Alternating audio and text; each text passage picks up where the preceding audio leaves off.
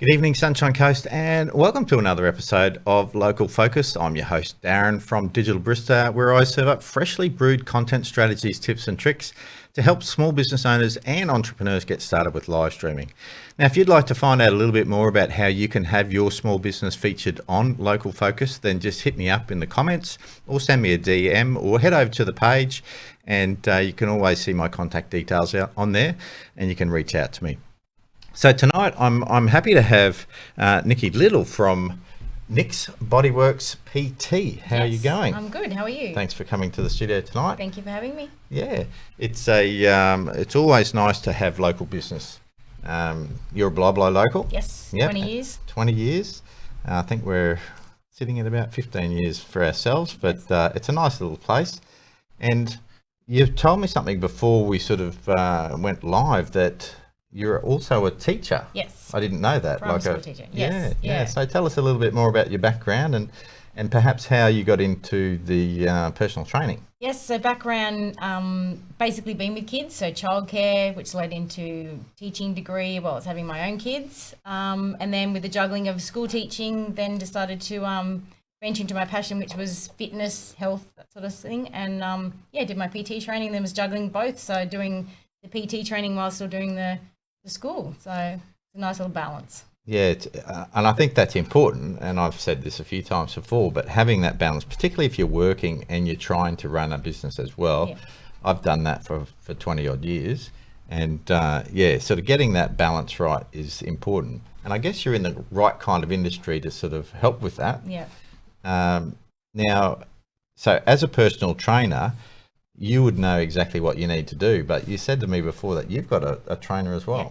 So can you talk to me a little bit about that? Yeah, I guess having so many clients of my own at the moment and planning for them and fitting in so it's working with their goals and their needs in their training, it's a nice step back from me to go to my own trainer and just walk in and have him go, right, we're doing this, and then he can tell me what to do, and it also pushes me that little bit more as well. Like, I guess my clients come to me for me to push them that little bit more. My trainer does the same for me. So, yeah, and I guess that's one of those sort of perhaps those psychological things is that we like to have someone that we can be accountable to, because a lot of us perhaps struggle being accountable to ourselves. Yes, definitely. And I guess that's perhaps why the fitness industry, particularly in the last probably 5 years, has kind of seen this explosion.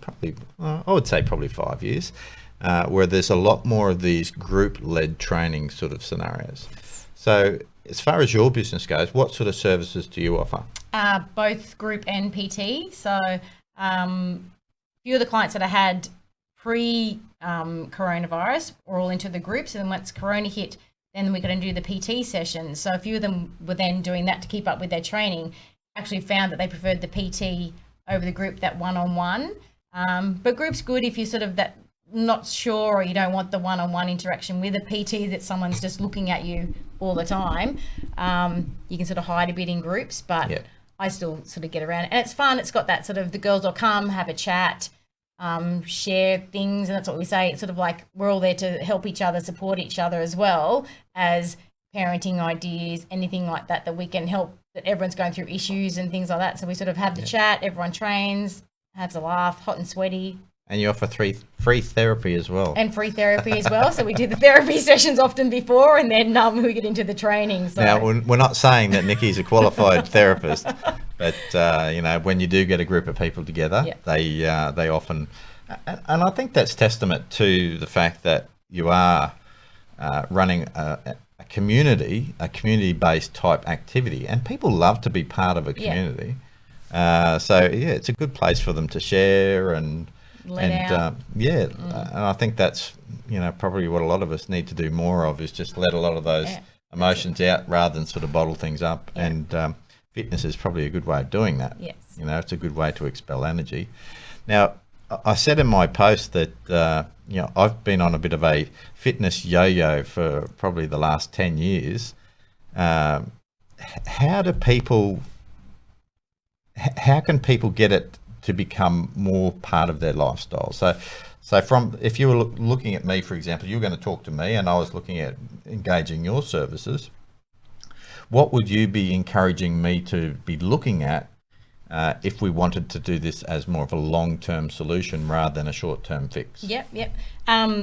Generally, we have to look at your lifestyle, your work commitments, things like that. So then we have to fit it into your lifestyle so it's actually not a chore to go and train. So it has to fit in, and that's what I say to a lot of my clients. Wherever you train, it needs to fit in with what you're doing in your lifestyle. So a lot of the ladies have got little kids, so they can't come to the morning session. So I've started introducing the 9 o'clock session so they can come after that. So it's got to flow in with your lifestyle and what you're juggling to make it then not a chore, and that it just flows and it fits in. So, but life happens, and that's what I say to the ladies, kids get sick and things happen, so you can't come to training. But then you just make sure that, once everything's back in order, you get back on and you start again. So and training is probably, I keep saying probably, I don't know why I keep saying probably, but training is a fairly small part potentially of the overall picture. Yeah, about 20% is your training, and then 80% is what goes into the mouth, which is a lot. A lot of people have trouble with that.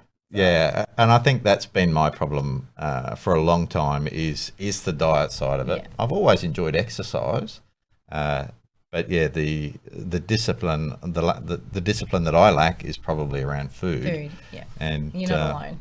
Big pardon? You're not alone. That's a lot of.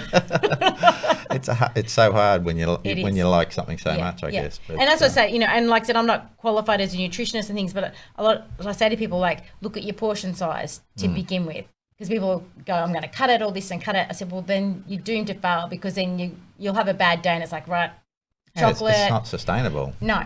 So I said, look at your portion size, cut that down first, then look at then changing things, and and then real food. Get rid of the processed food. Just go back to real food and your portion size, and like I said, move more as well.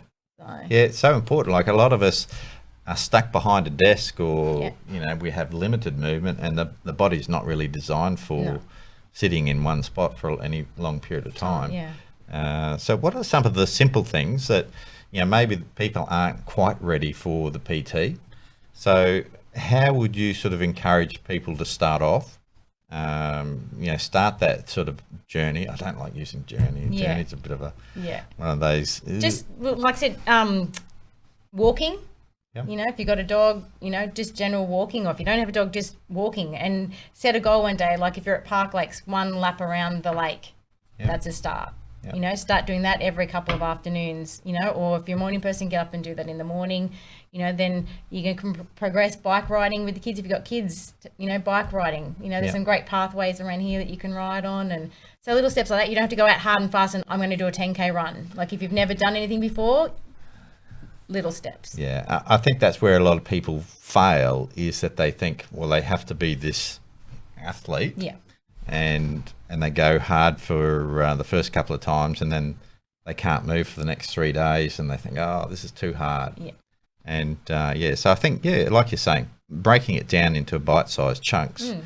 Do you go through a process with your clients? Do you have them write down goals and things like that, or have a chat on the little pre-exercise sheet or form that I give them to fill out? It has on there about what their goals are, what they're looking at, whether it's building muscle, losing weight, that sort of thing. So we sort of have a look about that, and then and then we just sort of work through. I sort of link it around their programs to what their goals are. So some of it can be strength training with weights, and then some of it can be the cardio side of it for the fat burning. So and then some we do a mixture of both. So and. We've got Mandy saying, Nikki, you are an inspiration. Hey, Mandy, how you going? That's my best friend.